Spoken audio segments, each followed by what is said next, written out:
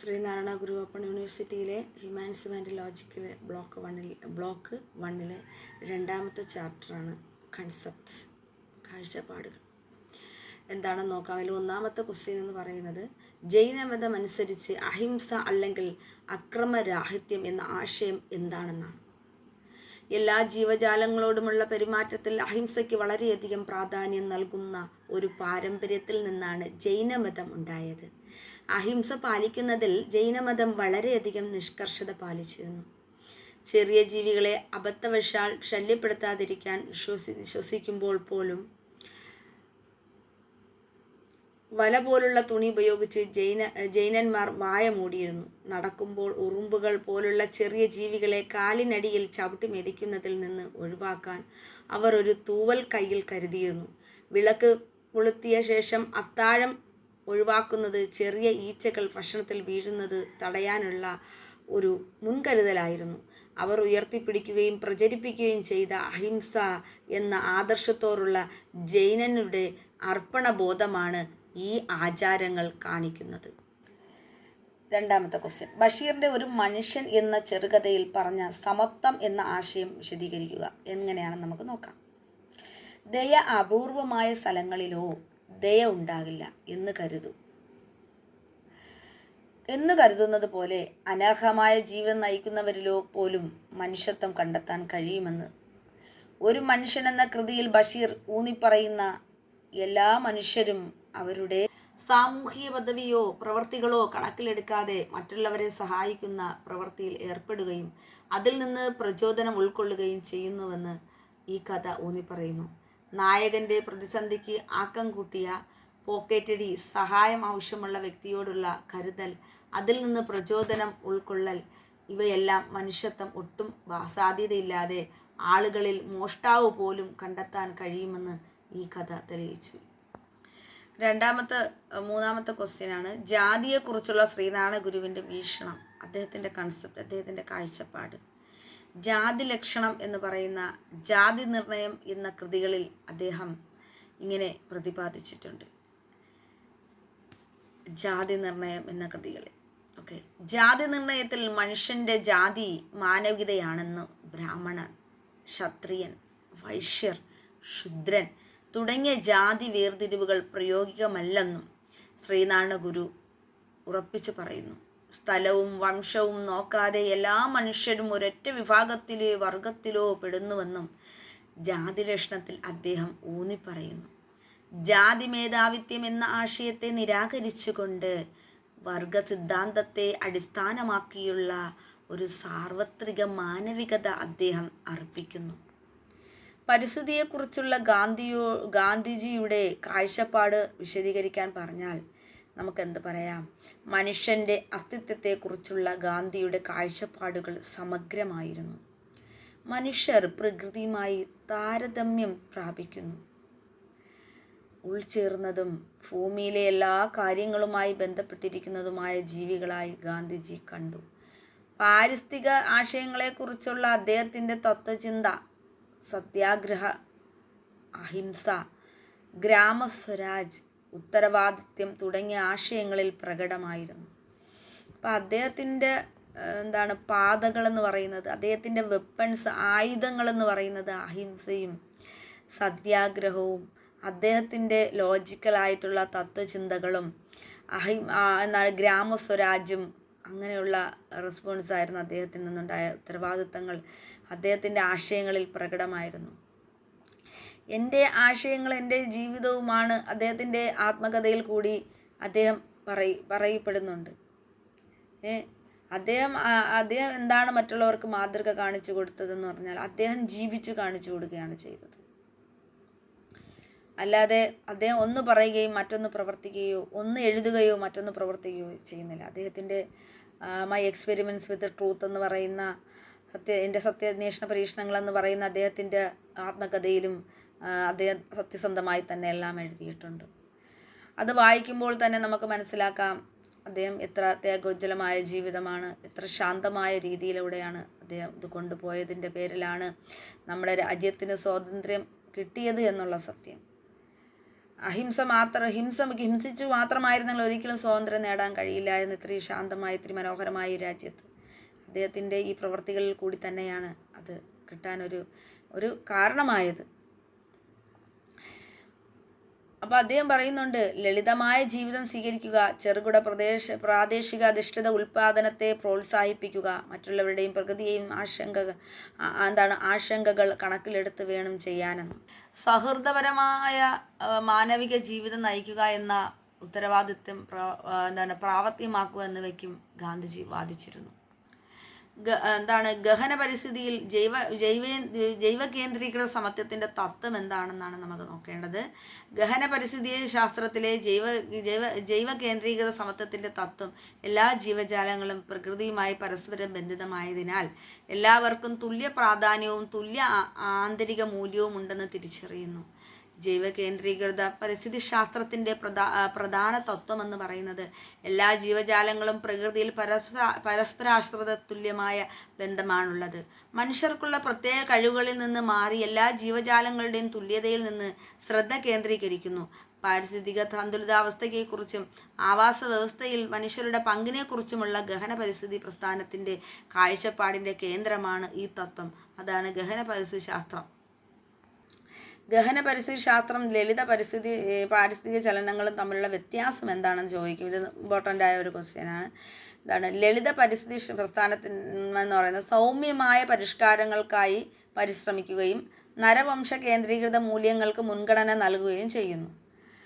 പ്രകൃതിയിൽ മനുഷ്യർക്ക് സാധാരണ മൂല്യം മാത്രമേ ഉള്ളൂ. ഇതിന് വിപരീതമായി പാരിസ്ഥിതിക സന്തുലിതാവസ്ഥയ്ക്ക് ആവാസ വ്യവസ്ഥയിൽ മനുഷ്യരുടെ പങ്കിനെക്കുറിച്ച് കാഴ്ചപ്പാടിൽ അഗാധമായ മാറ്റങ്ങൾ ആവശ്യമാണെന്ന് ഗഹന പരിസ്ഥിതി ശാസ്ത്രം തിരിച്ചറിയുന്നു. അത് ശരിയല്ലേ? മനുഷ്യനിലുണ്ടാകുന്ന വ്യതിയാനമാണല്ലോ നമ്മുടെ ആവാസ വ്യവസ്ഥയെയും നമ്മുടെ ഇക്കോളജിയെയും നമ്മുടെ ലൊക്കാലിറ്റിയൊക്കെ ബാധിക്കുന്നത്. അവിടെ ഇപ്പം ശരിക്കും ലിവിങ് തിങ്സും നോൺ ലിവിങ് തിങ്സും അല്ലേ, ജീവനുള്ള വസ്തുക്കളും ജീവനില്ലാത്ത വസ്തുക്കളും ഒക്കെ ഉണ്ട്. ഇതെല്ലാം നമ്മളെ പരിസ്ഥിതിയുടെ സന്തുലിതാവസ്ഥയ്ക്ക് ഒരു അവിഭാജ്യ ഘടകമായ കാര്യങ്ങളാണ്. നമുക്ക് എല്ലാം വേണം. ലിവിങ് തിങ്സും നോൺ ലിവിങ് തിങ്സും എല്ലാ ഫാക്ടേഴ്സും വേണം. എല്ലാ വാതകങ്ങളും നമുക്ക് വേണം അല്ലേ? ഏറ്റവും കൂടുതൽ അടങ്ങിയിരിക്കുന്ന ഏറ്റവും കൂടുതൽ അടങ്ങിയ നൈട്രജൻ ആയാലും ഓക്സിജൻ ആയാലും കാർബൺ ഡൈ ഓക്സൈഡ് ആയാലും അങ്ങനെ എക്സെട്ര അങ്ങനെ ഒത്തിരി സംഭവങ്ങൾ നല്ല രീതിയിൽ പോയാൽ മാത്രമേ നമുക്ക് പ്രകൃതി മുന്നോട്ട് കൊണ്ടുപോകാൻ പറ്റത്തുള്ളൂ. അല്ലെങ്കിൽ ആഗോളതാപനമെല്ലാം സംഭവിക്കത്തില്ലേ? നമ്മളെ ടെമ്പറേച്ചർ നമ്മുടെ വാതകങ്ങളിൽ വ്യത്യാസം വന്നാൽ തന്നെ ടെമ്പറേച്ചർ കൂടുവാനും നമ്മളെ പരിസ്ഥിതിയെ അത് ബാധിക്കാനും ഇപ്പം തന്നെ മനുഷ്യൻ്റെ ആവാസ വ്യവസ്ഥയിൽ മനുഷ്യൻ്റെ പ്രവൃത്തികൾ കാരണമാണ് ഓസോൺ പാളിക്ക് വിള്ളൽ വരികയും അത് നമ്മുടെ സൂര്യകിരണങ്ങൾ നേരിട്ട് നമുക്ക് അടിക്കുന്ന തരത്തിലോട്ട് എത്തുകയും ചെയ്തുകൊണ്ടിരിക്കുന്ന അവസ്ഥയൊക്കെ ഉണ്ടായത്. അപ്പം മനുഷ്യൻ അവൻ്റെ പരിസ്ഥിതിക്ക് അതിൻ്റെ അവസ്ഥകളുടെ തിരിച്ചറിഞ്ഞ് വേണം ഇത് പ്രവർത്തിക്കാൻ. പരിസ്ഥിതിയെ നോക്കണം, ചുറ്റുപാടുകൾ എല്ലാത്തിനെയും മനസ്സിലാക്കി തന്നെ ജീവിക്കണം എന്നാണ് ഇതിൽ പറഞ്ഞിരിക്കുന്നത്. മനുഷ്യേതര ജീവികളുടെയും പ്രകൃതിയുടെയും അഭിവൃദ്ധിക്കായി മനുഷ്യ ജനസംഖ്യയിൽ ഗണ്യമായ കുറവ് ആവശ്യപ്പെടുന്നു. മനുഷ്യ കേന്ദ്രീകൃതമല്ലാത്ത പരിസ്ഥിതിവാദമാണ് ഗഹന പരിസ്ഥിതിവാദമെന്നും പറയുന്നു. മനുഷ്യ പ്രകൃതി ബന്ധത്തെക്കുറിച്ച് തോറോയുടെ വീക്ഷണം എന്താണ്? തോറോ എന്നൊരു തത്വജ്ഞാനിയായ അദ്ദേഹം ഒരു ചിന്തകനാണ്. അപ്പം മനുഷ്യർ ജന്മനാ പ്രകൃതിയുടെ ഭാഗമാണെന്നും അതിൽ നിന്ന് വേറിട്ട് നിൽക്കുന്നവരല്ലെന്നും തോറോ വിശ്വസിച്ചു. അത് ശരിയാണ്. മനുഷ്യൻ പ്രകൃതിയുടെ ഒരു ഭാഗമാണ്. മനുഷ്യന് പ്രകൃതിയുമായി ബന്ധപ്പെടാതെ ജീവിക്കാൻ പറ്റത്തില്ല. മനുഷ്യരെ പ്രപഞ്ചത്തിൻ്റെ കേന്ദ്രമായി കണക്കാക്കുകയും പ്രകൃതിയെ അത് ആരികവൽക്കരിക്കുകയും ചെയ്യുന്ന നരവംശ കേന്ദ്രീകൃത വീക്ഷണത്തെ അദ്ദേഹം വിമർശിച്ചു. അപ്പം മനുഷ്യന് പ്രകൃതിയുമായി ജീവിച്ചില്ലെന്നുണ്ടെങ്കിൽ മനുഷ്യൻ കാണിക്കുന്ന പ്രശ്നങ്ങൾ കൊണ്ടാണ് നമുക്ക് വെള്ളപ്പൊക്കം പോലുള്ളതും ഭൂമികുലുക്കം ഉണ്ടാകുന്നതും ഗ്ലോബൽ വാർമിംഗ് ഉണ്ടാകുന്നതും ഒക്കെ എന്തുകൊണ്ടാണ്? മനുഷ്യനിലുള്ള പ്രവൃത്തിയുടെ ഫലമായിട്ടാണ്. മനുഷ്യൻ പ്രകൃതിയെ സ്നേഹിച്ചാൽ പ്രകൃതി മനുഷ്യനെയും സ്നേഹിക്കത്തുള്ളൂ. അപ്പം മനുഷ്യൻ കാണിക്കുന്ന അവരുടെ സുഖങ്ങൾക്ക് വേണ്ടി അവർ കാണിക്കുന്ന പ്രശ്നങ്ങൾ കാരണമാണ് കാർബൺ ഡൈ ഓക്സൈഡ് കാർബൺ മോണോക്സൈഡും ഒക്കെ കൂടുകയും നമ്മുടെ പ്രകൃതിയിൽ ഓക്സിജൻ്റെ ശുദ്ധത കുറയുകയൊക്കെ ചെയ്യുന്നത്. മരങ്ങൾ വെട്ടിമുറിക്കുമ്പം തന്നെ നമ്മുടെ ശരിക്കും എന്താണ് നമ്മുടെ ആവാസ വ്യവസ്ഥയെ തന്നെ വളരെയധികം ജീവനുള്ള എല്ലാ ജീവജാലങ്ങളെയും ബാധിക്കുന്ന കാര്യമാണ്. അപ്പം അത് കാട് വെട്ടി നാടാക്കി മാറ്റുന്നതിനനുസരിച്ച് നമ്മളെ നാട് നശിച്ചുകൊണ്ടിരിക്കുകയാണ്. നമുക്ക് ഏറ്റവും കൂടുതൽ ആവശ്യം മരങ്ങളും അതിൽ നിന്ന് കിട്ടുന്ന ഓക്സിജനും ഒക്കെയാണ്. പക്ഷെ അത് മനുഷ്യൻ എപ്പോഴും ചിന്തിക്കുന്നു വേണ്ട ഒരു ആവശ്യമാണ്. പ്രകൃതിയുടെ ഭാഗമാണ് മനുഷ്യൻ. പ്രകൃതിയെ സ്നേഹിച്ച് പ്രകൃതിക്ക് വേണ്ടി എല്ലാം നൽകിയാൽ മാത്രമേ മനുഷ്യന് ജീവിക്കാൻ പറ്റുള്ളൂ ഈ ലോകത്ത്, പ്രത്യേകിച്ചും ഭൂമി എന്ന ഗ്രഹത്തിൽ.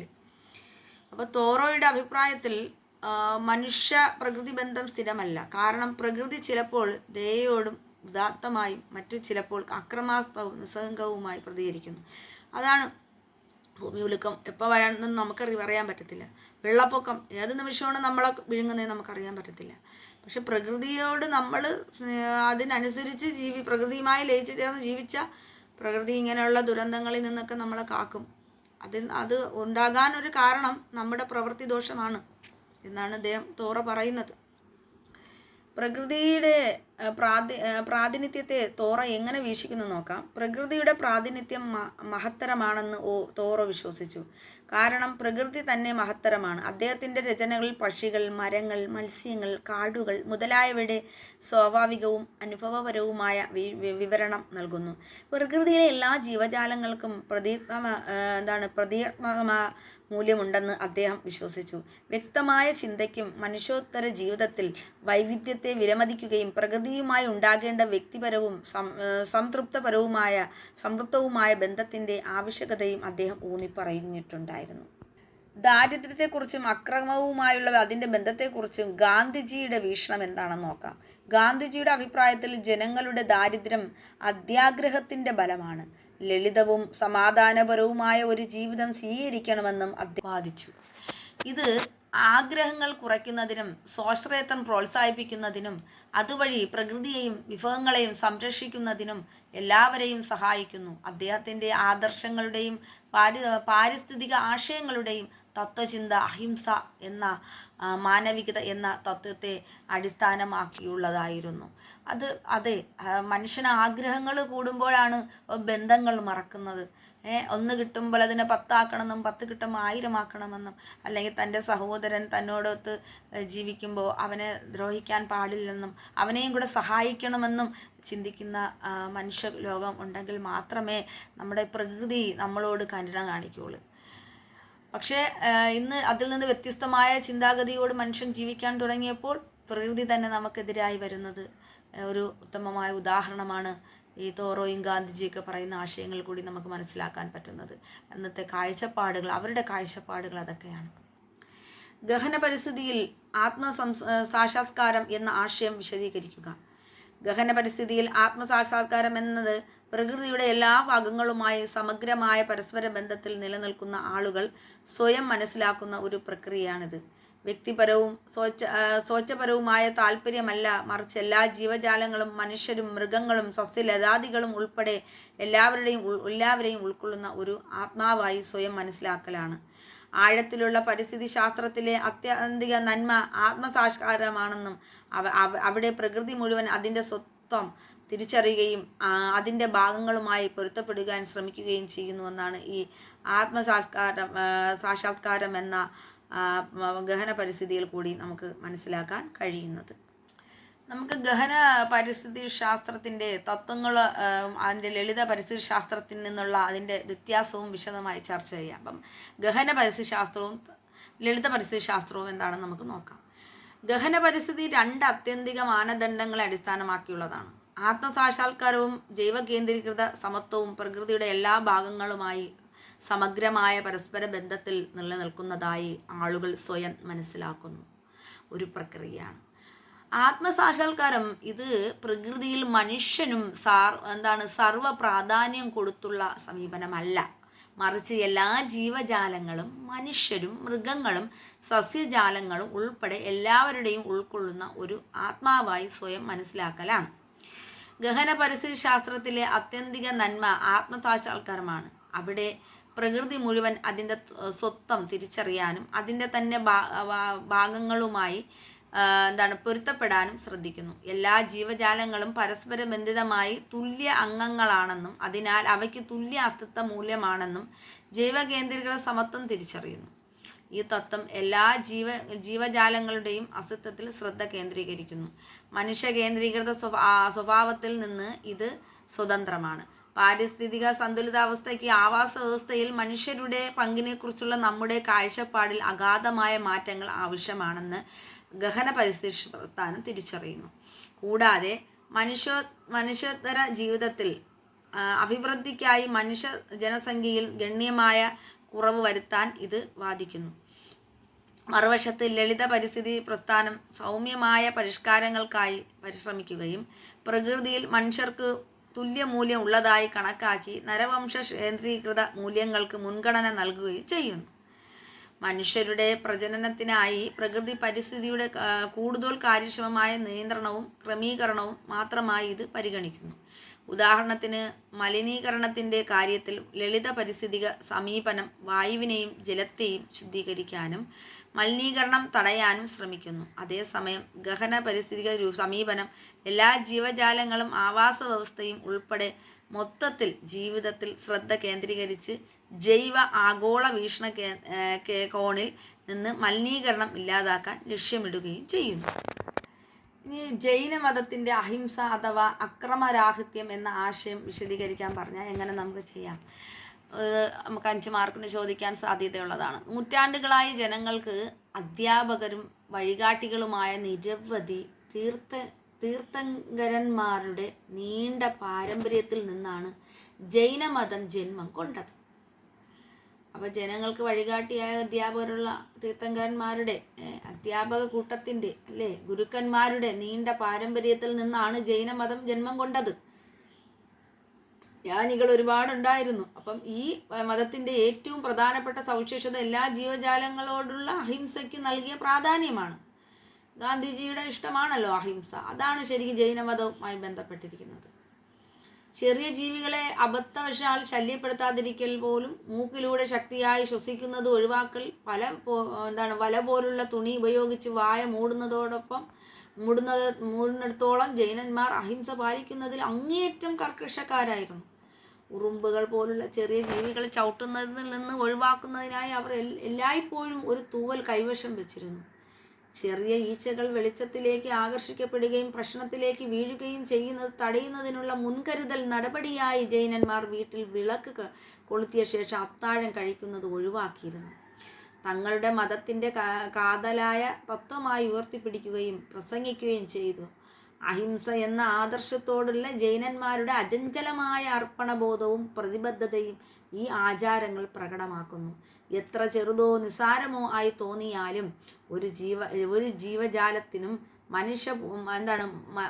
മനഃപൂർവ്വമല്ലാതെ പോലും ഒരു ദോഷവും സംഭവിക്കില്ലെന്ന് ഉറപ്പാക്കാൻ അവർ വളരെയധികം പരിശ്രമിച്ചിരുന്നു. ഓരോ ജീവജാലങ്ങളെയും അവർ സസൂക്ഷ്മം വീക്ഷിക്കുകയും സൂക്ഷ്മത പാലിച്ച് മാത്രം പ്രവർത്തിക്കുകയും ചെയ്യുന്ന ഒരു തത്വമുള്ള ഒരു മതമായിരുന്നു ജൈനമതം. ബഷീറിൻ്റെ ഒരു മനുഷ്യൻ എന്ന ചെറുകഥയിൽ പറഞ്ഞ സമത്വത്തിൻ്റെയും മാനവികതയുടെയും ആശയങ്ങൾ ചർച്ച ചെയ്യുക. ഒരു മനുഷ്യൻ എന്ന ചെറുകഥയിലൂടെ വൈക്കം മുഹമ്മദ് ബഷീർ മനുഷ്യ മനസ്സിൻ്റെയും സ്വഭാവത്തിൻ്റെയും സങ്കീർണവും ആജ്ഞവുമായ ആഴങ്ങൾ വെളിച്ചത്ത് കൊണ്ടുവന്നു. അന്യസ്ഥലങ്ങളിലോ അപരിചിത പരിസരങ്ങളിലോ സമൂഹത്തിൽ അയോഗ്യമോ അധർമ്മികമോ ആയ ജീവിതം നയിക്കുന്ന ആളുകളിൽ പോലും മാനവികതയുടെ അടിസ്ഥാന സത്തയായ ദയയും അനുകമ്പയും ചില സാഹചര്യങ്ങളിൽ കണ്ടെത്താനും ഉണർത്താനും കഴിയുമെന്ന് ഈ കഥ ഊന്നിപ്പറയുന്നു. അപ്പം അത് ഒരു മനുഷ്യൻ എന്ന നമ്മുടെ ബഷീറിൻ്റെ കഥയാണ്. അദ്ദേഹത്തിൻ്റെ കഥകളെന്ന് പറയുന്നത് തന്നെ എങ്ങനെയാണ്? എപ്പോഴും പ്രകൃതിയിലേക്ക് ഇറങ്ങി ഓരോ ജീവജാലങ്ങളിലേക്ക്, ഒരു കാക്ക പോലും അദ്ദേഹത്തിൻ്റെ കഥാപാത്രങ്ങളാണ് അദ്ദേഹത്തിൻ്റെ നോവലുകളിലെയും ചെറുകഥകളിലെയും. പാത്തുമ്മായുടെ ആടിൽ തന്നെ നോക്കാം, അതിൽ എന്തോരം മാത്രമാണ് ജീവജാലങ്ങളെക്കുറിച്ച് അദ്ദേഹം കഥാപാത്രങ്ങളാക്കി പറഞ്ഞിരിക്കുന്നത്. അദ്ദേഹത്തിൻ്റെ ഓരോ വരികളിലും, അദ്ദേഹത്തിൻ്റെ ഓരോ ഈ സാഹിത്യത്തിൻ്റെ ഓരോ വരികളിലും ഓരോ ജീവജാലങ്ങളോടുള്ള കരുണയാണ് കാണിക്കുന്നത്. അപ്പോൾ അതുകൊണ്ട് തന്നെ നമുക്കൊരു മനുഷ്യൻ എന്ന ചെറുകഥയിൽ പറഞ്ഞ അദ്ദേഹം എല്ലാവർക്കും സമത്വം നൽകിയ കാര്യം നമുക്ക് വ്യക്തമായ കാര്യമാണ്. അദ്ദേഹത്തിൻ്റെ അത്രയും പ്രഗത്ഭനായ അത്രയും നന്മയുള്ള ഒരു എഴുത്തുകാരനാണ് ബഷീർ എന്ന് പറയുന്നത്. അപ്പം ഇദ്ദേഹം അന്യസ്ഥലങ്ങളിലോ അപരിചിത പരിസരങ്ങളിലോ സമൂഹത്തിൽ അയോഗ്യമോ അധാർമികമോ ആയ ജീവിതം നയിക്കുന്ന ആളുകളിൽ പോലും മാനവികതയുടെ അടിസ്ഥാനത്തെയും ദയയും അനുകമ്പയും ചില സാഹചര്യങ്ങളിൽ കണ്ടെത്താൻ കഴിയുമെന്നാണ് പറയുന്നത്. അത് അവരിൽ നിന്ന് ഉണർത്തിയെടുക്കാനും കഴിയുമെന്നാണ് ഈ കഥ എന്താണ് ഒരു മനുഷ്യൻ എന്ന കഥയിൽ കൂടി നമുക്ക് കാണിച്ചു തരുന്നത്, ചിത്രീകരിച്ചു തരുന്നത്.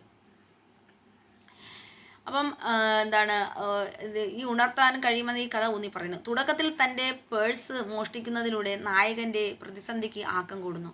പോക്കറ്റടിക്കാരൻ എന്ന കേന്ദ്ര കഥാപാത്രം തൻ്റെ പ്രവൃത്തികൾ ഒരു നിരപരാധിയായ വ്യക്തിയിൽ ഉണ്ടാക്കാനിടയുള്ള ഗുരുതരമായ പ്രത്യാഘാതങ്ങൾ മനസ്സിലാക്കുമ്പോൾ മോഷ്ടാവിന് പോക്കറ്റടിക്കാരന് സങ്കോചവും പശ്ചാത്താപവും അനുഭവപ്പെടുന്നു. നായകൻ്റെ രക്ഷയെക്കുറിച്ചുള്ള കരുതലും ആശങ്കയും കൊണ്ട് പ്രചോദനായ പോക്കറ്റടിക്കാരൻ ആത്യന്തികമായി തൻ്റെ തെറ്റ് തിരുത്താനും നായകൻ്റെ കഷ്ടപ്പാട് ലഘൂകരിക്കാനും തയ്യാറാകുന്നു. ഏതുതരം വ്യക്തികളായാലും ആ വ്യക്തികളുടെ ഏതവസ്ഥയിൽ പോലും മാനവികതയുടെ തീപ്പൊരി കത്തിക്കാൻ കഴിയുമെന്ന് ഈ സംഭവം തെളിയിക്കുന്നു. എല്ലാ മനുഷ്യരും അവരുടെ സാമൂഹ്യ പദവി, പ്രവൃത്തികൾ അല്ലെങ്കിൽ ധാർമ്മിക നില എന്നിവ കണക്കിലെടുക്കാതെ മറ്റുള്ളവരെ പരിപാലിക്കുകയും സഹാനുഭൂതിയും അനുകമ്പയും പുലർത്താനുള്ള കഴിവ് കൈവശം വയ്ക്കുകയും ചെയ്യുന്നു. പ്രവൃത്തിയിൽ നിന്ന് അത്യന്തികമായി പ്രചോദിതരാണെന്ന് ഈ കഥ വ്യക്തമായി ചിത്രീകരിക്കുന്നു. എന്തുകൊണ്ടാണ് പോക്കറ്റടിക്കാരൻ തന്നെ സഹായിക്കാൻ തീരുമാനിച്ചതെന്ന നായകൻ്റെ പ്രാരംഭ ചോദ്യത്തിനുള്ള പ്രതീകാത്മക ഉത്തരമായി കഥയിൽ കരുണ എന്ന പദം നിലകൊള്ളുന്നു. മാനവികതയും ദയയും സർവകാലങ്ങളെയും സാഹചര്യങ്ങളെയും മറികടക്കാൻ കഴിയുമെന്ന ആശയം ശക്തിപ്പെടുത്തുന്ന ഒരു മനുഷ്യൻ എന്ന ഈ കഥ നമുക്ക് കാട്ടിത്തരികയാണ്. ജാതിയെയും വർഗത്തെയും കുറിച്ചുള്ള ശ്രീനാരായണ ഗുരുവിൻ്റെ വീക്ഷണങ്ങൾ ജാതി ലക്ഷണം, ജാതി നിർണയം എന്ന് കൃതികളിൽ പ്രകടമാകുന്നതെങ്ങനെയെന്ന് നമുക്ക് നോക്കാം. ജാത്യധിഷ്ഠിത സമൂഹത്തിൽ ആഴത്തിൽ വേരൂന്നിയിരുന്ന മാനവികതയിൽ അധിഷ്ഠിതമായ ഒരു തത്വചിന്ത കേരളത്തിൽ ഉദയം ചെയ്യുന്നതിൽ ശ്രീനാരായണ ഗുരു നിർണായക പങ്ക് വഹിച്ചു. ജാതി നിർണയം എന്ന തൻ്റെ കൃതിയിൽ അദ്ദേഹം ധൈര്യത്തോടെ ഉറപ്പിച്ചു പറയുന്നു, മനുഷ്യൻ്റെ ജാതി മാനവികതയാണ്. ബ്രാഹ്മണൻ, ക്ഷത്രിയൻ, വൈശ്യൻ, ശൂദ്രൻ തുടങ്ങിയ വിഭാഗങ്ങളെ അടിസ്ഥാനമാക്കിയുള്ള ജാതി വേർതിരിവ് സാധ്യതയുള്ളതോ അനുവദനീയമായതോ അല്ല. എല്ലാ മനുഷ്യരും അവരുടെ സാമൂഹ്യ പദവിയോ ജാതിബന്ധമോ കണക്കിലെടുക്കാതെ ഒരൊറ്റ ജാതിയിൽപ്പെട്ടവരാണെന്ന്, മനുഷ്യത്വം അവരുടെ ജനനത്തിൻ്റെയോ ശാരീരിക ഘടനകളുടെയോ കാര്യത്തിൽ അവർ തമ്മിലുള്ള ആന്തരികമായ വ്യത്യാസമല്ലെന്നും അദ്ദേഹം പ്രസ്താവിക്കുന്നു. തൻ്റെ മറ്റൊരു കൃതിയായ ജാതിലക്ഷണത്തിൽ ലൈംഗിക പ്രത്യുൽപാദനത്തിലൂടെ സന്തതികളെ ജനിപ്പിക്കാൻ കഴിവുള്ള എല്ലാ ജീവജാലങ്ങളും ഒരേ വർഗത്തിൽപ്പെട്ടവരാണെന്ന് ഊന്നിപ്പറഞ്ഞുകൊണ്ട് നാരായണ ഗുരു ഈ ആശയം കൂടുതൽ വിശദീകരിക്കുന്നു. ഈ ജീവശാസ്ത്രത്തെയും അടിസ്ഥാനമാക്കി എല്ലാ മനുഷ്യരും അവരുടെ ഉത്ഭവസ്ഥാനം, വംശം അതല്ലെങ്കിൽ ജാതീയത എന്നിവ കണക്കിലെടുക്കാതെ ഒരൊറ്റ വിഭാഗത്തിലോ വർഗത്തിലോ ഉൾപ്പെടുന്നതുമെന്ന് അദ്ദേഹം നിഗമനം ചെയ്യുന്നു. ഈ വർഗ സിദ്ധാന്തത്തെ അടിസ്ഥാനമാക്കിയുള്ള സാർവജനീയമായ മാനവികത എന്ന വിപ്ലവകരമായ ആശയം അവതരിപ്പിക്കുന്നതിലൂടെ നൂറ്റാണ്ടുകളായി കേരളത്തിൻ്റെ സാമൂഹിക ഘടനയിൽ ആഴത്തിൽ വേരൂന്നിയിരുന്ന ജാതി മേൽക്കോയ്മയെയും ജാതി ശ്രേണിയെയും എന്ന അനാചാരത്തെ നാരായണ ഗുരു ഫലപ്രദമായി വെല്ലുവിളിക്കുകയും നിരാകരിക്കുകയും ചെയ്തു. പാരിസ്ഥിതിക പ്രശ്നങ്ങളോ മാനവികതയെയും കുറിച്ചുള്ള ഗാന്ധിജിയുടെ കാഴ്ചപ്പാടുകൾ ചർച്ച ചെയ്യുക. മനുഷ്യൻ്റെ അസ്തിത്വത്തെക്കുറിച്ചും മനുഷ്യരും പ്രകൃതിയും ലോകവും തമ്മിലുള്ള ബന്ധങ്ങളെക്കുറിച്ചും മഹാത്മാഗാന്ധിജിയുടെ കാഴ്ചപ്പാടുകൾ അഗാധവും സമഗ്രവും പരസ്പര ബന്ധിതവുമായിരുന്നു. അദ്ദേഹം മനുഷ്യരെ കേവലം ഒറ്റപ്പെട്ട വ്യക്തികളായിട്ടല്ല കണ്ടത്, മറിച്ച് പ്രകൃതിയുടെ ഘടനയിൽ തന്നെ പരസ്പരം ചേർന്നിരിക്കുന്ന ജീവികളായാണ് കണ്ടത്. അതേസമയം അവരുടെ ആത്മീയ സത്തയുടെയും ദിവ്യമായ ബന്ധത്തിൻ്റെയും അവർ ഭൗതിക മേഖലയെ മറികടക്കുന്നു. സത്യാഗ്രഹം, സത്യം അല്ലെങ്കിൽ സത്യത്തിൽ ഉറച്ചു നിൽക്കുക, അഹിംസ ആരെയും കൊല്ലാതിരിക്കുക, ഉപദ്രവിക്കാതിരിക്കുക, ഗ്രാമസ്വരാജ്, റിപ്പബ്ലിക്, ഗ്രാമത്തിൻ്റെ സ്വാതന്ത്ര്യം, ട്രസ്റ്റിഷിപ്പ്, മറ്റുള്ളവരുടെ ഉന്നമനത്തിന് വേണ്ടി പ്രവർത്തിക്കുക, സർവോദയം സമൂഹത്തിലെ എല്ലാവരുടെയും ശക്തിപ്പെടുത്തുകയും മെച്ചപ്പെടുത്തുകയും ചെയ്യുക, ഭക്ഷണം, അധ്വാനം, സ്വയം പര്യാപ്തമായ അധ്വാനത്തിൻ്റെ തത്വം എന്നിങ്ങനെ അദ്ദേഹം വാദിച്ച വിവിധ ആശയങ്ങളിലൂടെയും തത്വങ്ങളുടെയും ഗാന്ധിജിയുടെ മാനവികതയെക്കുറിച്ചുള്ള തത്വചിന്തയും പാരിസ്ഥിതിക ആശങ്കകളും അഭേദ്യമായി ബന്ധിപ്പിക്കുകയും പ്രകടമാകുകയും ചെയ്തു. ഗാന്ധിജിയുടെ അഭിപ്രായത്തിൽ ജനസംഖ്യയിലെ വലിയൊരു വിഭാഗം അനുഭവിക്കുന്ന ദാരിദ്ര്യം കേവലം സാമ്പത്തിക സാഹചര്യങ്ങളെല്ലാം മറിച്ച് സ്വാർത്ഥ നേട്ടത്തിനായി ഭൂമിയുടെ വിഭവങ്ങൾ ചൂഷണം ചെയ്യുകയും കൊള്ളയടിക്കുകയും ചെയ്തവർ നടത്തിയ ആക്രമണത്തിൻ്റെയും അത്യാഗ്രഹത്തിൻ്റെയും നേരിട്ടുള്ള ഫലമാണ്. ഇതിനെ ചെറുക്കാൻ ലളിതവും അശാസ്ത്രീയവുമായ ഒരു ജീവിതം സ്വീകരിക്കാൻ ഗാന്ധി ജനങ്ങളെ പ്രേരിപ്പിച്ചു. ഇത് ഭൗതിക വസ്തുക്കളോടുള്ള ഒരാളുടെ ആഗ്രഹവും അടുപ്പവും കുറയ്ക്കാൻ സഹായിക്കുക മാത്രമല്ല, സ്വാശ്രയത്വം പ്രോത്സാഹിപ്പിക്കുകയും ഭൂമിയുടെ പരിമിതമായ വിഭവങ്ങളുടെ ഭാരം കുറയ്ക്കുകയും അതുവഴി എല്ലാവരുടെയും പ്രയോജനത്തിനായി സംരക്ഷിക്കുകയും ചെയ്തു. കൂടാതെ സ്വദേശി വിഭവങ്ങൾ വിനിയോഗിക്കുകയും സ്വദേശി ആവശ്യങ്ങൾ നിറവേറ്റുകയും ചെയ്യുന്ന ചെറുകിട സ്വദേശി നിർമ്മിത ഉൽപ്പാദന രീതികളെ പ്രോത്സാഹിപ്പിക്കേണ്ടതിൻ്റെ പ്രാധാന്യം അദ്ദേഹം ഊന്നിപ്പറയുകയും ചെയ്തു. ചുരുക്കത്തിൽ, മാന്യമായ ജീവിതം നയിക്കുകയും സമ്പത്ത് സമ്പാദിക്കുകയും ചെയ്യുന്ന സ്ട്രെച്ചിഷ് തത്വം പ്രായോഗികമാക്കുന്നതിൽ അങ്ങനെ പ്രായോഗികമാക്കുന്നതാണ് നല്ലതെന്ന് ഗാന്ധിജി വിശ്വസിച്ചിരുന്നു. അത് സ്വാർത്ഥ ഉദ്ദേശങ്ങൾക്കല്ല മറിച്ച് മറ്റുള്ളവരുടെ, പ്രത്യേകിച്ച് ദരിദ്രരുടെയും പാർശ്വവൽക്കരിക്കപ്പെട്ട വിഭാഗങ്ങളുടെയും ആശങ്കകളെയും ക്ഷേമത്തെയും കുറിച്ചുള്ള നിരന്തരമായ അവബോധവും പരിഗണനയും കൂടി ഉൾക്കൊള്ളുന്നതാണ് അദ്ദേഹം അതിൽ ചെയ്തിരിക്കുന്നത്. ഗഹന പരിസ്ഥിതി ശാസ്ത്രത്തിൻ്റെ തത്വങ്ങൾ ലളിത പരിസ്ഥിതി ശാസ്ത്രത്തിൽ നിന്നുള്ള അതിൻ്റെ വ്യത്യാസവും വിശദീകരിക്കാൻ വേണ്ടി ചോദിക്കാം. അപ്പം ഗഹന പരിസ്ഥിതി ശാസ്ത്രം 2 ആത്യന്തിക മാനദണ്ഡങ്ങളെ അടിസ്ഥാനമാക്കിയുള്ളതാണ്. ആത്മസാക്ഷാത്കാരവും ജൈവ കേന്ദ്രീകൃത സമത്വവും പ്രകൃതിയുടെ മറ്റ് ഭാഗങ്ങളുമായി സമഗ്രമായ പരസ്പര ബന്ധത്തിൽ നിലനിൽക്കുന്നതായി ആളുകൾ സ്വയം മനസ്സിലാക്കുന്ന ഒരു പ്രക്രിയയാണ് ഗഹന പരിസ്ഥിതി ശാസ്ത്രം എന്ന് പറയുന്നത്. എന്നാൽ ആത്മസാക്ഷാത്കാരം അത് ഏതെങ്കിലും ഒന്നിൽ കേന്ദ്രീകൃതമായി ശ്രദ്ധയല്ല, മറിച്ച് എല്ലാ ജീവജാലങ്ങളും മനുഷ്യരും മൃഗങ്ങളും സസ്യജാലങ്ങളും ഉൾപ്പെടെ എല്ലാവരുടെയും ഉൾക്കൊള്ളുന്ന ഒരു സ്വയം മനസ്സിലാക്കലാണ് ഗഹന പരിസ്ഥിതി ശാസ്ത്രത്തിലെ ആത്യന്തിക നന്മ. ആത്മസാക്ഷാത്കാരമാണ്. അപ്പം ഗഹനശാസ്ത്രം പറയുന്നത് ആത്മാവിൻ്റെ നന്മയെക്കുറിച്ചാണ് പറയുന്നത്. അവിടെ പ്രകൃതി മുഴുവൻ അതിൻ്റെ സ്വത്ത തിരിച്ചറിയാനും അതിൻ്റെ ഭാഗങ്ങളുമായി പൊരുത്തപ്പെടാനും ശ്രമിക്കുന്നുണ്ട്. എന്നാൽ എല്ലാ ജീവജാലങ്ങളും തമ്മിൽ പരസ്പര ബന്ധിതമാണെന്നും എല്ലാവരും ഒരുപോലെ തുല്യ അംഗങ്ങളാണെന്നും അതിൽ പറയുന്നുണ്ട്. അവയ്ക്ക് തുല്യമായ ആന്തരിക മൂല്യമുണ്ടെന്നും ഈ ജൈവ കേന്ദ്രീകൃത സമത്വം തിരിച്ചറിയാനും ഈ തത്വം എല്ലാ ജീവജാലങ്ങളും ആന്തരിക മൂല്യത്തിൽ ശ്രദ്ധ കേന്ദ്രീകരിക്കുകയും ചെയ്യുന്നുണ്ട്. മനുഷ്യർക്ക് മാത്രം പ്രാധാന്യം കൽപ്പിക്കുന്ന പരിസ്ഥിതി പ്രാധാന്യത്തിൽ നിന്ന് സ്വതന്ത്രമാണത്. എന്നാൽ പാരിസ്ഥിതിക സന്തുലിതാവസ്ഥയ്ക്ക് ആവാസ വ്യവസ്ഥയിൽ മനുഷ്യരുടെ പങ്കിനെക്കുറിച്ചുള്ള നമ്മുടെ കാഴ്ചപ്പാടിൽ സമൂലമായ മാറ്റങ്ങൾ ആവശ്യമാണ്. ഗഹന പരിസ്ഥിതി പ്രസ്ഥാനം തിരിച്ചറിയുന്നുണ്ട്. അതുകൊണ്ട് തന്നെ കൂടാതെ മനുഷ്യോത്തര ജീവിതത്തിൻ്റെ അഭിവൃദ്ധിക്കായി മനുഷ്യ ജനസംഖ്യയിൽ ഗണ്യമായ കുറവ് വരുത്തണമെന്നും ഇതിൽ വാദിക്കുന്നു. അത് ജനസംഖ്യ കൂടുമ്പോഴും പ്രശ്നമാണല്ലോ. ജനസംഖ്യ കൂടിയാലും സാധനങ്ങൾ ആവശ്യത്തിനില്ലാതെ വരികയും പ്രശ്നങ്ങൾ കൂടുതലാണ്. മറുവശത്തിൽ ലളിത പരിസ്ഥിതി പ്രസ്ഥാനം സൗമ്യമായ പരിഷ്കാരങ്ങൾക്കായി പരിശ്രമിക്കുകയും പ്രകൃതിയിൽ മനുഷ്യനും ഒരു ഭാഗമാണെന്ന് കണക്കാക്കി കേന്ദ്രീകൃത മൂല്യങ്ങൾക്ക് മുൻഗണന നൽകുകയും ചെയ്യുന്നു. മനുഷ്യരുടെ പ്രയോജനത്തിനായി പ്രകൃതിയുടെ പരിസ്ഥിതിയുടെയും കൂടുതൽ കാര്യക്ഷമമായ നിയന്ത്രണവും ക്രമീകരണവും മാത്രമാണ് ഇത് പരിഗണിക്കുന്നത്. ഉദാഹരണത്തിന് മലിനീകരണത്തിൻ്റെ കാര്യത്തിൽ ലളിത പരിസ്ഥിതിക സമീപനം വായുവിനെയും ജലത്തെയും ശുദ്ധീകരിക്കുന്നു. മലിനീകരണം ക്രമീകൃതമായി കുറയ്ക്കാനും ശ്രമിക്കുന്നു.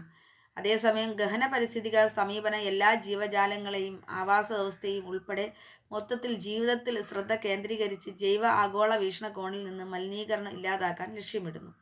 ലളിത പരിസ്ഥിതി പ്രസ്ഥാനം മനുഷ്യോത്തര ജീവിതത്തിൽ പ്രാധാന്യം തിരിച്ചറിയുന്നതിൽ പരാജയപ്പെടുകയും പ്രകൃതിയെ സുസ്ഥിരമായ രീതിയിൽ ആകാവുന്നിടത്തോളം കാലം മനുഷ്യൻ്റെ നേട്ടത്തിനായി ചൂഷണം ചെയ്യപ്പെടേണ്ട ഒരു വിഭാഗമായി മാത്രം കണക്കാക്കുകയും ചെയ്യുന്നു. ഇതിന് വിപരീതമായി ഗഹന പരിസ്ഥിതി ശാസ്ത്രം മനുഷ്യ കേന്ദ്രീകൃത ലോകവീക്ഷണത്തെ വെല്ലുവിളിക്കുകയും കൂടുതൽ സമഗ്രവും പരിസ്ഥിതി കേന്ദ്രീകൃതവുമായ കാഴ്ചപ്പാട് പ്രോത്സാഹിപ്പിക്കുകയും ചെയ്യുന്നു. ഒപ്പം ഭൗതിക ലോകത്തിൻ്റെ കേന്ദ്രസ്ഥാനത്ത് നിന്നും മനുഷ്യൻ പുറന്തള്ളുകയും മനുഷ്യൻ വിശാലമായ പരിസ്ഥിതിയിലെ ഒരു ഘടകം മാത്രമാണെന്ന ചിന്ത പ്രബലമായി തീരുകയും ചെയ്യുന്നു. മനുഷ്യ കേന്ദ്രീകൃതമായ പരിസ്ഥിതിവാദങ്ങൾക്കെതിരായുള്ള വിമർശനം എന്ന നിലയിലാണ് ഗഹന പരിസ്ഥിതി ശാസ്ത്രത്തിൻ്റെ പരിസ്ഥിതിവാദത്തിൻ്റെ ഉത്ഭവം എന്ന് പറയുന്നത്. പാരിസ്ഥിതിക ആശയങ്ങളെക്കുറിച്ചുള്ള ഹെൻറി ഡേവിഡ് തോറോയുടെ കാഴ്ചപ്പാടുകളും ആധുനിക രാഷ്ട്രീയ ചിന്തയിലും പരിസ്ഥിതിവാദത്തിലും അദ്ദേഹം ചെലുത്തിയ സ്വാധീനവും ചർച്ച ചെയ്യുകയാണ്. ഇതിൽ നൽകിയിരിക്കുന്ന പഠന സാമഗ്രികളിൽ നിന്ന് പ്രസക്തമായ ഉദാഹരണങ്ങൾ ഉപയോഗിച്ച് നിങ്ങളുടെ വാദഗതികൾ സമർത്ഥിക്കാനാണ് പറഞ്ഞിരിക്കുന്നത്. ഇപ്പോൾ പ്രശസ്ത അമേരിക്കൻ തത്വചിന്തകനും എഴുത്തുകാരനുമായ ഹെൻറി ഡേവിഡ് തോറോ ആധുനിക രാഷ്ട്രചിന്തയിലും പരിസ്ഥിതിവാദത്തിലും അഗാധവും ശാശ്വതവുമായ സ്വാധീനം ചെലുത്തിയിട്ടുള്ള വ്യക്തിയാണ് ഹെൻറി ഡേവിഡ് തോറോ. അദ്ദേഹത്തിൻ്റെ മാസ്റ്റർ പീസായ വാൾഡൻ അല്ലെങ്കിൽ ലൈഫ് ഇൻ ദി വുഡ്സ് എന്ന ഗ്രന്ഥം പ്രകൃതിയോടുള്ള അദ്ദേഹത്തിൻ്റെ അഗാധമായ ആദരവിൻ്റെയും പ്രകൃതിയുമായി പൊരുത്തപ്പെട്ട് ലളിതവും സുതാര്യവുമായ ജീവിതം നയിക്കാനുള്ള അദ്ദേഹത്തിൻ്റെ വിശ്വാസത്തിൻ്റെയും തെളിവാണ്.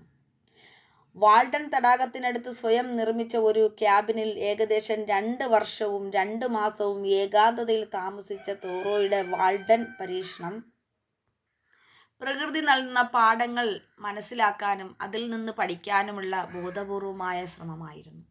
ഈ അനുഭവത്തിലൂടെ പരിസ്ഥിതിയിൽ അന്തർലീനമായ മൂല്യത്തോടും സൗന്ദര്യത്തോടും അദ്ദേഹം അഗാധമായ മതിപ്പും എല്ലാ ജീവജാലങ്ങളുടെയും പരസ്പര ബന്ധത്തെക്കുറിച്ചുള്ള അറിവും ധാരണയും വികസിപ്പിച്ചു. ജീവനുള്ള ഭൂമിക്ക് അതിൻ്റേതായ ഒരു ജീവിതമുണ്ട്. വ്യക്തിഗത സസ്യങ്ങളുടെയും മൃഗങ്ങളുടെയും നിലനിൽപ്പിനെ അത് മറികടക്കുന്ന എന്നതാണ് തോറോയുടെ കേന്ദ്ര വിശ്വാസങ്ങളിലൊന്ന്. പരിസ്ഥിതിയുടെ മൂല്യം തിരിച്ചറിയുകയും ബഹുമാനിക്കുകയും ചെയ്താൽ മനുഷ്യ ജീവിതത്തെ സമ്പന്നമാക്കാൻ കഴിയുന്ന മൂല്യങ്ങളുടെ ഒരു ശേഖരമായി അദ്ദേഹം പരിസ്ഥിതിയെ വീക്ഷിച്ചു. മനുഷ്യരെ പ്രപഞ്ചത്തിൽ കേന്ദ്രത്തിൽ നിർത്തുകയും പ്രകൃതിയെ അരികവൽക്കരിക്കുകയും ആത്യന്തികമായി ഭൂമിയെ ചൂഷണം ചെയ്യുകയും ഇതര ജീവജാലങ്ങളെ ദുരിതത്തിലേക്ക് നയിക്കുകയും മനുഷ്യ പ്രപഞ്ചത്തിൻ്റെ കേന്ദ്രത്തിൽ സ്ഥാപിക്കുകയും പ്രകൃതിയെ അരികവൽക്കരിക്കുകയും ചെയ്യുന്ന നരവംശ കേന്ദ്രീകൃത ലോകവീക്ഷണത്തിൻ്റെ കടുത്ത വിമർശകനായിരുന്നു തോറോ. ഇപ്പം മനുഷ്യർ പ്രകൃതിയിൽ നിന്ന് വ്യത്യസ്തരല്ല, മറിച്ച് പരിസ്ഥിതിയുടെ അവിഭാജ്യ നിവാസികളും ഘടകങ്ങളുമാണെന്നാണ് തോറോ ഊന്നി പറയുന്നത്. പ്രകൃതിയോടൊപ്പം സമയം ചെലവഴിക്കുന്ന വ്യക്തികളെ സമൂഹം വെറും ജീവിത വൃത്തിക്കാരായി കണക്കാക്കുമ്പോൾ വ്യക്തിപരമായ നേട്ടത്തിനായി പ്രകൃതിയെ എല്ലായ്പ്പോഴും നശിപ്പിക്കുന്നവരെ മികച്ച പൗരന്മാരായി ആഘോഷിക്കുന്നുവെന്ന വിരോധാഭാസത്തെക്കുറിച്ച് അദ്ദേഹം വിലപിച്ചുകൊണ്ടേയിരുന്നു. വർദ്ധിച്ച സമ്പത്തും സാമ്പത്തിക ഉപയോഗവും യഥാർത്ഥ സന്തോഷം ഉറപ്പു നൽകില്ലെന്നത് അത് തനതായ പ്രകൃതിയുടെ സൗന്ദര്യത്തെയും ഐക്യത്തെയും താഴ്ന്ന നിലയിൽ ഉളവാക്കുന്നതെന്നും തോറോ വിശ്വസിച്ചിരുന്നു. അത് സത്യമായ കാര്യമല്ലേ? തൻ്റെ രചനകളിലൂടെ പക്ഷികൾ, മരങ്ങൾ, മത്സ്യങ്ങൾ, വനങ്ങൾ എന്നിവയിലെ സൂക്ഷ്മമായ കണ്ണോടെയും കാവ്യാത്മക സംവേദനക്ഷമതയോടെയും പകർത്തിക്കൊണ്ട് തോറോ പ്രപഞ്ചത്തിൻ്റെ വ്യക്തവും അനുഭവവേദ്യവുമായ വിവരണങ്ങൾ നൽകി. പ്രകൃതിയിലെ എല്ലാ ജീവജാലങ്ങൾക്കും ഒരു പ്രതീകാത്മക മൂല്യമുണ്ടെന്ന് അവയ്ക്ക് ചുറ്റുമുള്ള മനുഷ്യതര ജീവിതത്തിൻ്റെ വൈവിധ്യമാർന്ന സ്വഭാവങ്ങളെ വിലമതിക്കാനും സംരക്ഷിക്കാനും മനുഷ്യർക്ക് ഉത്തരവാദിത്വമുണ്ടെന്നും അദ്ദേഹം വിശ്വസിച്ചു. ആധുനിക രാഷ്ട്രീയ ചിന്തയിലും പരിസ്ഥിതിവാദത്തിലും തോറോയുടെ സ്വാധീനം വിലമതിക്കാനാവില്ല. പ്രകൃതി സംരക്ഷണത്തേക്കാൾ ഭൗതിക സമ്പത്തിന് മുൻഗണന നൽകിയ മുതലാളിത്ത വ്യവസായിക സമൂഹത്തെക്കുറിച്ചുള്ള അദ്ദേഹത്തിൻ്റെ വിമർശനം സമകാലിക പരിസ്ഥിതിക പ്രസ്ഥാനങ്ങളുമായി ശക്തമായി ചേർന്ന് നിൽക്കുന്നു. പ്രകൃതി പരിസ്ഥിതിയുമായി വ്യക്തിപരവും സംതൃപ്തപരവുമായ ബന്ധത്തിനുള്ള അദ്ദേഹത്തിൻ്റെ ആഹ്വാനവും പ്രകൃതിയുമായുള്ള അടുത്ത ബന്ധത്തിലൂടെ വ്യക്തമായ ചിന്തയും ആത്മീയ നവീകരണവും നേടാനാകുമെന്ന അദ്ദേഹത്തിൻ്റെ വിശ്വാസവും ലോകമെമ്പാടുമുള്ള വ്യക്തികളെയും സമൂഹങ്ങളുടെയും വളരെയധികം പ്രചോദിപ്പിക്കുകയാണ് തോറോയുടെ വിശ്വാസത്തിൽ കൂടി നമുക്ക് കിട്ടുന്നത്. തോറോയുടെ പാരമ്പര്യ ദേശീയ അതിരുകൾ മറികടന്ന് ആശയങ്ങളും തത്വചിന്തകളും ലോകമെമ്പാടുമുള്ള വിവിധ സംസ്കാരങ്ങളിലും സമൂഹങ്ങളിലും സ്വാധീനമുണ്ടാക്കുന്നു. നിസ്സഹകരണത്തിനും അന്യായമായ നിയമങ്ങൾക്കും സമ്പ്രദായങ്ങൾക്കും എതിരായ അഹിംസാത്മക ചെറുത്തുനിൽപ്പിനുള്ള അദ്ദേഹത്തിൻ്റെ വാദങ്ങൾ Mahatma Gandhi, Martin Luther king junior, തുടങ്ങിയ നേതാക്കളെ പിൽക്കാലത്ത് പ്രചോദിപ്പിച്ചിരുന്നു. അത് ഗാന്ധിജിയുടെ മൈ എക്സ്പെരിമെൻറ്റ്സ് ട്രൂത്തിലും അതുപോലെ തന്നെ മാർട്ടിൻ ലൂതർ കിങ് ജൂനിയറിൻ്റെ ഐ ഹാവ് എ ഡ്രീം എന്ന് പറയുന്ന അദ്ദേഹത്തിൻ്റെ സ്പീച്ചിലുമൊക്കെ ഈ പ്രകൃതിയെക്കുറിച്ചുള്ള സ്നേഹം, ഈ നാടിനെ മനുഷ്യന് മനസ്സിലുണ്ടാകേണ്ട കാരണത്തെക്കുറിച്ചുമൊക്കെ അദ്ദേഹം നല്ല രീതിയിൽ പറയുന്നുണ്ട്. ചുരുക്കത്തിൽ മനുഷ്യരും പരിസ്ഥിതിയും തമ്മിലുള്ള ബന്ധത്തെക്കുറിച്ചുള്ള ഹെൻറി ഡേവിഡ് തോറോയുടെ അഗാധമായ ഉൾക്കാഴ്ചകൾ ലാളിത്യത്തിൻ്റെയും ആധികാരികതയുടെയും ജീവിതം നയിക്കാനുള്ള അദ്ദേഹത്തിൻ്റെ അചഞ്ചലമായ പ്രതിബദ്ധത, എല്ലാ ജീവജാലങ്ങളുടെയും ആന്തരിക മൂല്യത്തിലുള്ള അചഞ്ചലമായ വിശ്വാസം എന്നിവ ആധുനിക രാഷ്ട്രീയ ചിന്തയിലും പരിസ്ഥിതിവാദത്തിലും മായാത്ത മുദ്ര പതിപ്പിച്ചു. അദ്ദേഹത്തിൻ്റെ കാഴ്ചപ്പാടുകൾ ഭൂമിയുടെ ആവാസ വ്യവസ്ഥയുടെ അതിലെ ലോലമായ സന്തുലിതാവസ്ഥയെ പ്രാധാന്യത്തോടെ കാണുകയും സംരക്ഷിക്കുകയും ചെയ്യേണ്ടതിൻ്റെ പ്രാധാന്യത്തെക്കുറിച്ചും മനുഷ്യത്വം പരിസ്ഥിതിയും തമ്മിലുള്ള കൂടുതൽ സുസ്ഥിരവും യോജിച്ചതുമായ സഹവർത്തിത്വത്തിലേക്കുള്ള ഒരു മാതൃകാ മാറ്റത്തിന് ആവശ്യകതയെക്കുറിച്ചുമുള്ള കാലാതീതമായ ഓർമ്മപ്പെടുത്തലും ഇതിൽ കൂടി നമുക്ക് വർദ്ധിക്കാൻ കഴിയുന്നുണ്ട്. ഗഹന പരിസ്ഥിതി ശാസ്ത്രത്തിൻ്റെ തത്വങ്ങളും അവ ലളിത പരിസ്ഥിതി പ്രസ്ഥാനത്തിൽ നിന്ന് എങ്ങനെ വ്യത്യാസപ്പെട്ടിരിക്കുന്നു എന്ന് ഉദാഹരണ സഹിതം എഴുതുക. ഇത് എസ്സേയായിട്ട് എഴുതാം. നോർവീജിയൻ തത്വചിന്തകനായ ആർനെ നാസ് തുടക്കമിട്ട ഗഹന പരിസ്ഥിതി പ്രസ്ഥാനം പരമ്പരാഗത പരിസ്ഥിതിക തത്വചിന്തകളിൽ നിന്നും സമ്പ്രദായങ്ങളിൽ നിന്നും സമൂലമായ മാറ്റം ഉൾക്കൊള്ളാവുന്നതാണ്. മനുഷ്യരെ പ്രപഞ്ചത്തിൻ്റെ കേന്ദ്രത്തിൽ നിർത്തുകയും പ്രകൃതിയെ മനുഷ്യൻ്റെ നേട്ടത്തിനായി ചൂഷണം ചെയ്യേണ്ട വെറും ഉപഭോഗ വിഭവമായി കാണുകയും ചെയ്യുന്ന നരവംശ കേന്ദ്രീകൃത ലോകവീക്ഷണത്തെ ഗഹന പരിസ്ഥിതി ശാസ്ത്രം വെല്ലുവിളിക്കുന്നു. പകരം ഇത് സമഗ്രവും പരിസ്ഥിതി കേന്ദ്രീകൃതവുമായ ഒരു കാഴ്ചപ്പാട് രൂപപ്പെടുത്തുന്നു. അവിടെ മനുഷ്യൻ പ്രകൃതിയേക്കാൾ വേറിട്ടതോ ശ്രേഷ്ഠമോ എന്നതിനു പകരം വിശാലമായ പാരിസ്ഥിതികതയുടെ ഒരു ഘടകമായി മാത്രമാണ് നമുക്ക് കണക്കാക്കാൻ പറ്റുന്നത്. ഗഹന പരിസ്ഥിതി 2 അടിസ്ഥാന മാനദണ്ഡങ്ങളിൽ വേരൂന്നിയിരിക്കുന്നു: സാക്ഷാത്കാരവും ജൈവ കേന്ദ്രീകൃത സമത്വവും. പരിസ്ഥിതിയുടെ മറ്റ് ഘടകങ്ങളുമായ അഗാധവും സങ്കീർണവുമായ പരസ്പര ബന്ധത്തിൽ നിലനിൽക്കുന്നതായി വ്യക്തികൾ സ്വയം മനസ്സിലാക്കുകയും തിരിച്ചറിയുകയും ചെയ്യുന്ന പ്രക്രിയയാണ്. ആത്മസാക്ഷാത്കാരം ഈ ആശയം വ്യക്തിഗത സ്വാതന്ത്ര്യത്തിൽ മാത്രം ശ്രദ്ധ കേന്ദ്രീകരിക്കുന്നതിനപ്പുറത്തേക്ക് വ്യാപിക്കുന്നു. മാത്രമല്ല, മനുഷ്യൻ, മൃഗങ്ങൾ അല്ലെങ്കിൽ സസ്യജാലങ്ങൾ തുടങ്ങിയ എല്ലാത്തരം ജീവജാലങ്ങളെയും ഉൾക്കൊള്ളുന്ന സമഗ്രമായ അസ്തിത്വമായി സ്വയം മനസ്സിലാക്കാൻ പ്രോത്സാഹിപ്പിക്കുന്നു. ഗഹന പരിസ്ഥിതി ശാസ്ത്രത്തിലെ ആത്യന്തിക ലക്ഷ്യം അല്ലെങ്കിൽ മികവ് ആത്മസാക്ഷാത്കാരമാണ്. അതിൽ പ്രകൃതിയുടെ എല്ലാ ഘടകങ്ങളും അതാത് ഘടകങ്ങളുമായി പൊരുത്തപ്പെട്ടുകൊണ്ട് അവരവരുടെ യഥാർത്ഥ സ്വത്വം തിരിച്ചറിയാനും യാഥാർത്ഥ്യമാക്കാനും ശ്രമിക്കുന്നു. രണ്ടാമത്തെ തത്വമായ ജൈവ കേന്ദ്രീകൃത സമത്വം എല്ലാ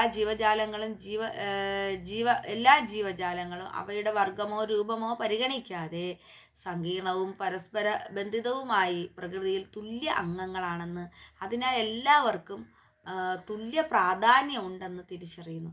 ഈ തത്വം എല്ലാ ജീവജാലങ്ങളെയും വ്യക്തിത്വത്തിനെയും മൂല്യത്തിനും ശക്തമായ ഊന്നൽ നൽകുന്നു. മനുഷ്യർക്ക് മാത്രമായി പ്രകൃതിയിൽ പ്രാധാന്യമില്ല എന്ന് ഇത് വാദിക്കുന്നു.